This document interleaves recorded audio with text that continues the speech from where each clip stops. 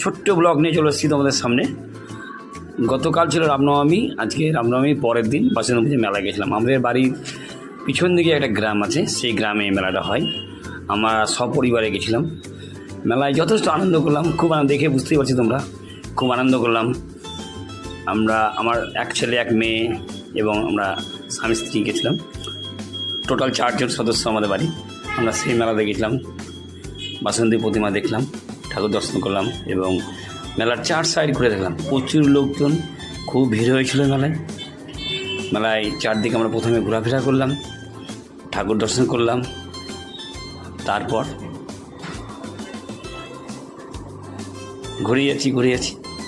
তারপর 4 সাইডে খাবারের দোকানে ভর্তি, তাই ভাবলাম কিছু তো খেতে হবে, তাই রোল খেলাম, ঘুগনি খেলাম। আর একজন তো খেতে পায়নি, বসে আছে অপেক্ষায়, ও পাবে তারপর খাবে। তারপর দই ফুচকা খেলাম আর অনেক কিছু খেলাম। বেশ আনন্দ হলো, আনন্দ করে বাড়ি ফিরলাম। সেই ভিডিও তোমাকে শেয়ার করলাম। তোমাদের কেমন লাগলো অবশ্যই জানাবে। Thank you.